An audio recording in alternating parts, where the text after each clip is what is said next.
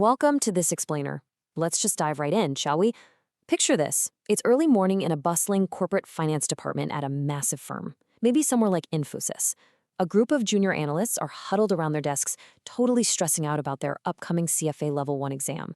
Well, for today, step into my shoes. I'm playing the role of Mr. Arvind, their senior analyst, walking into the room to give them a bit of a reality check.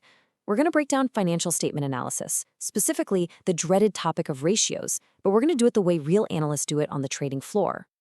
Here is our roadmap for the day. We've got 6 stops: the financial health checkup, the 5 core ratio categories, real-world company comparisons, smart finance with AI, exam traps and DuPont analysis, and we'll wrap up with some pro tips for success. Let's get to it. All right, Section 1, the financial health checkup. Moving from raw numbers to actual diagnostics. Now, before we even touch a calculator, we need to get our mindset right. There's a really famous saying in finance: if financial statements are the body, ratios are its health checkup report. Think about it. The balance sheet, the income statement, the cash flow statement, they're just raw numbers, right? They are the body. But ratio analysis, that is the blood test. That is what actually reveals if a company is fundamentally strong or, dangerously weak on the inside. For the CFA Level 1 exam, this is a massive scoring area, but literally only if you understand the diagnosis behind the numbers. So one of my juniors always asks, "Sir, what exactly is a ratio?" And honestly, it's incredibly simple. A ratio is just the mathematical relationship between 2 financial numbers. That's it. We use this relationship to uncover the actual realities of a business. Are they actually good at making a profit? How strong is their liquidity? Is their debt level creeping into dangerous territory? Are they efficient? Is the stock horribly overpriced, or is it a steal? This simple definition is exactly how an analyst evolves from just reading numbers to truly analyzing a business. Let's put some basic math to this so you see what I mean. Imagine a company has 100 crore rupees in sales and 20 crore rupees in profit. The mathematical relationship there is just 20 over 100, which gives us a 20% profit margin. So the really crucial takeaway is that for every 100 rupees this company sells, they get to keep 20 rupees as pure bottom line profit. See? That 20% tells a much clearer, more immediate story than staring at the raw numbers alone. Moving right along to Section 2, the 5 core ratio categories, or as I like to call it, the analyst's toolkit. Listen, if you're taking the CFA, please do not try to memorize ratios at random. You'll drive yourself crazy. You have to map them out logically into these 5 groups. First, liquidity ratios. Can the company pay its short-term bills? Second, profitability ratios. How efficiently are they generating profit? Third, solvency ratios. What's their long-term debt risk looking like? Fourth, activity ratios. How well is management actually using their assets? And fifth, valuation ratios. Is the stock currently expensive or cheap on the open market? Let's look at how these actually play out in the real world. For liquidity, your absolute go-to is the current ratio. It's a quick check on short-term health. For profitability, it's the net profit margin. For solvency, we look at debt to equity. And obviously, a really high ratio here means a lot more financial risk. For activity, we've got total asset turnover. And for valuation, which is a huge deal on the CFA exam, we're looking at the PE, or price to earnings ratio. Every single one of these formulas highlights a very specific business reality. Okay, Section 3, real-world company comparisons, because context is everything. Let's step out of the textbook for a second and look at a real-time corporate case study. Let's take Reliance Industries. Say Reliance has 200,000 crore rupees in current assets and 100,000 crore rupees in current liabilities. Divide the assets by the liabilities, and boom, we get a current ratio of 2. But what does that 2 actually mean in the real world? It means their short-term financial health is incredibly solid. Their short-term obligations are totally manageable. But here's the catch. A true analyst looks at the whole picture. If their debt to equity was through the roof, then despite this great current ratio, the overall risk profile would still be super high. It's about piecing together the whole story, not just obsessing over one isolated number.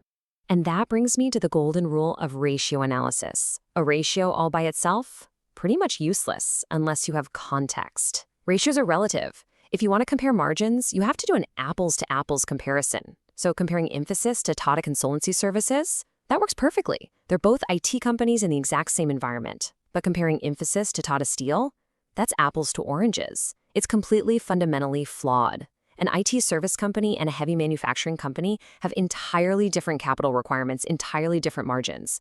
Making that kind of comparison is honestly the biggest rookie mistake an analyst can make.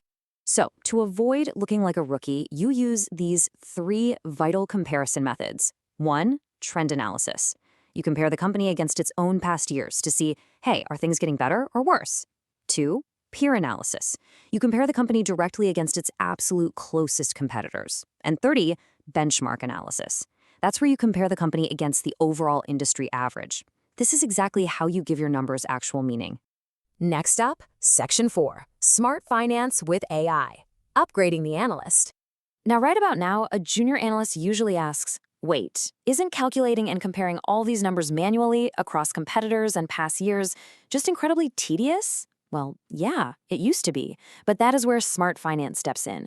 We have some truly incredible tools now, specifically AI assistants like Microsoft Copilot. Think of Copilot as your own personal super smart finance assistant. You can literally ask it to instantly summarize the key ratios from a dense, boring 300-page annual report. You can prompt it to do a direct peer comparison of profitability between Infosys and TCS. Ask it to analyze a 5-year trend for return on equity or sniff out solvency concerns directly from a balance sheet. You can even use it for your CFA revision by asking it to explain complex concepts simply. It is a total game changer. It makes analysis faster, smarter, and way more practical. All right, Section 5, exam traps and DuPont analysis. Let's talk about avoiding those CFA pitfalls. Look, even with AI, you still need the right mindset. Because let me tell you, the CFA exam absolutely loves setting traps. Let's bust some common myths right now by contrasting the typical student trap with the real analyst mindset. Trap number 1, thinking a high current ratio is always a good thing. Nope. If it's too high, it might actually mean the company is inefficiently hoarding cash or inventory instead of putting it to work. Trap number 2, assuming high debt is always bad. Wrong again. It completely depends on the industry. A bank's debt structure is going to look entirely different from a fast-moving consumer goods company. And trap number 3, believing that just memorizing formulas will save you. That is super dangerous. Out in the real world and on the exam, your ability to interpret what the formula actually means is infinitely more important than just crunching the math. To really show you how deep this interpretation goes, let's look at a massive CFA favorite, DuPont analysis. What DuPont analysis does is it takes a single crucial metric, return on equity or ROE, and breaks it down into 3 distinct drivers. It basically reveals that ROE is actually the product of net profit margin multiplied by asset turnover multiplied by financial leverage. So why do we do this? Because breaking it down into these 3 steps lets us answer the ultimate analytical question: why did the company's ROE improve? If you only look at that final ROE number, you're totally blind to the actual story.